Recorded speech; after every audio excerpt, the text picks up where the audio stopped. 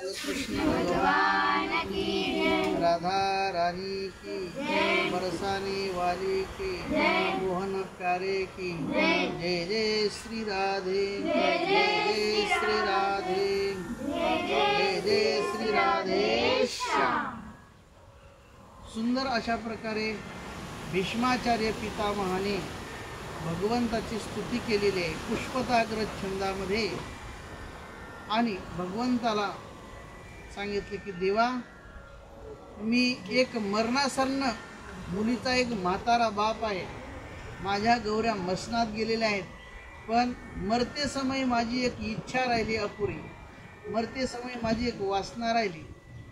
काय इच्छा राहिली पितामह? भगवान श्रीकृष्ण परमात्मा विचारतात, ऐका म्हणे, माझी मुलगी विवाहाला आलेली आहे आणि मी वृद्ध झालेला आहे, मी मरायला टेकलेला आहे आणि मरते समय माझी एक वासना म्हणजे माझी एक इच्छा राहिली आहे, माझ्या मुलीचा विवाह राहिला आणि माझ्या मुलीच्या विवाह योग्य असा वर मी आयुष्यभर पाहिला पण मला सापडला नाही।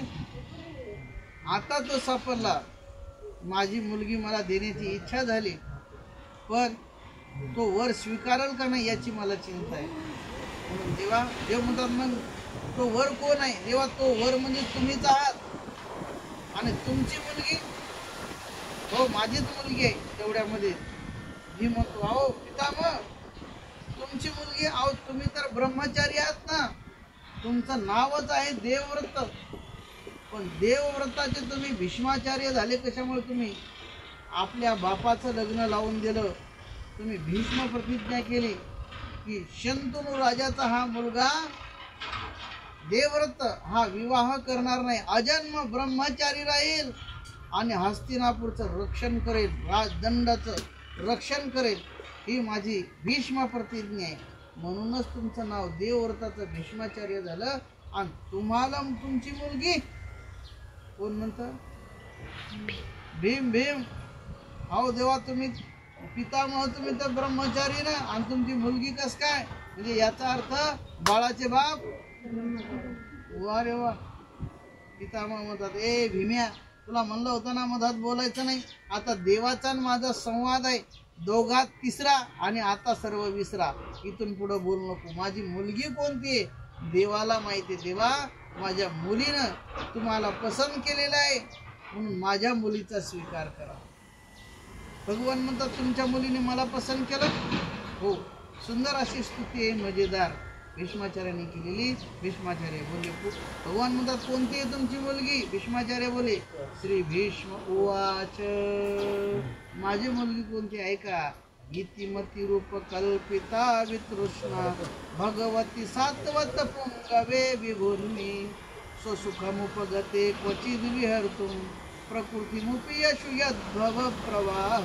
म्हणा, इतिमती रूप कल्पिता वितृष्णा, म्हणा, इतिमती रूप कल्पिता वितृष्णा, इतिमती रूप कल्पिता वितृष्णा, इतिमती रूप कल्पिता वितृष्णा भगवती सात्वत पुंगवे विभूर्मी, भगवती सात्वत पुंगवे विभूर्मी स्वसुखमुपगते क्वचिद विहर्तुं, स्वसुखमुपगते क्वचिद विहर्तुं प्रकृतिमुपि यशु यद्भव प्रवाह, प्रकृतिमुपि यशु यद्भव प्रवाह। देवा, माझी मुलगी आहे, त्या मुलीचं नाव आहे मती, इतिमती। ती मती म्हणजे बुद्धिरूपी माझी मुलगी आहे, या मुलीचा तुम्ही स्वीकार करा। म्हणे का हो, तुमची मुलगी कशी? अहो माझ्या मुलीसारखी या विश्वात दुसरी मुलगी नाही। कशावरून? कारण की माझ्या मुलीचा स्वभाव आहे वितृष्णा, माझ्या मतीमध्ये कोणतीही अपेक्षा नाही, आकांक्षा नाही, कामना नाही, निष्काम माझी बुद्धिरूपी मुलगी आहे, मतिरूपी माझी मुलगी आहे। आपण कोणतीही साधना करत असेल, पूजा करत असेल, सत्यनारायण करत असेल, अभिषेक करत असेल तर निष्काम करतो का? त्याच्या पाठीमागं काही ना काही कारण असतंय। आणि पूजा करत असताना संकल्पामध्ये आपण ज्याच्यासाठी, जी इच्छा पूर्ण करण्यासाठी आपण सत्यनारायण करतो, ती इच्छा पूजा करत असताना म्हणत असतो, मम आत्मन श्रुती स्मृती पुराणोक्त फल प्राप्त्यर्थम अस्माकं सकुटुंबानां सपरिवाराणां, ऐका नाही, द्विपदम चतुष्पदम सकुटुंबानां सपरिवाराणां क्षेम स्थेय आयु आरोग्य ऐश्वर्य सकल दुःख पीडा निवारणार्थम मनो इच्छित कामना मनोरथ सिद्ध्यर्थम काय करतो आपण? मग जे देवाचं पूजन चालू त्या देवाचं नाव घेऊन देवा तुझी पूजा करायला एवढं आम्हाला दे, संकल्पातच म्हणजे अपेक्षा ठेवून आपण भक्ती करतो. पण पितामह भीष्माचार्य म्हणतात माझी मुलगी आहे ती कशी वितृष्णा, तिच्या या मतिरूपी माझ्या मुलीमध्ये कोणतीही अपेक्षा नाही, आकांक्षा नाही. वितृष्णा म्हणजे निष्काम माझी मुलगी. असं वा वा वा एवढी सुंदर आहे. हो, मग माझ्या मुलीने तुम्हाला पसंत केलेलं आहे. भगवान म्हणतात तुमच्या मुलीने मला पसंत केलं. हो, पण म्हणजे तुमची मुलगी चांगली वितृष्ण आहे म्हणजे कोणतीही अपेक्षा नाही, तिच्या जीवनामध्ये कोणताही डाग नाही, कलंक नाही, निष्कलंक. याचा अर्थ वितृष्ण आहे म्हणजे कामना नाही. ठीक आहे, पण तुमच्या मुलीला मी पसंत आहे का नाही विचारलं पाहिजे ना. कारण की रुक्मिणी स्वयंवर यात श्रीमद भागवतामध्ये कथा आली.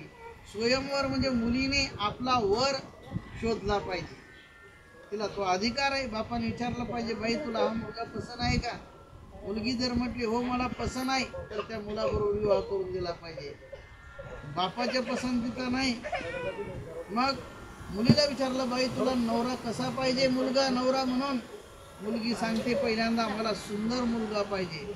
ऐका एक सुभाषित आहे, कन्या वरेती रूपम माता वित्तम पिता श्रुतम बांधवा कुलमिच्छन्ति मिष्टान्नम इतरे जनहा. मुलीला विचारलं बाई तुला नवरा कसा पाहिजे, म्हणते काय म्हणते सुंदर पाहिजे मला. कन्या वरेती रूपम म्हणजे रूपवान पाहिजे. मग तुमच्या मुलीनं माझ्या मुलीने तुम्हाला पाहिलं देवा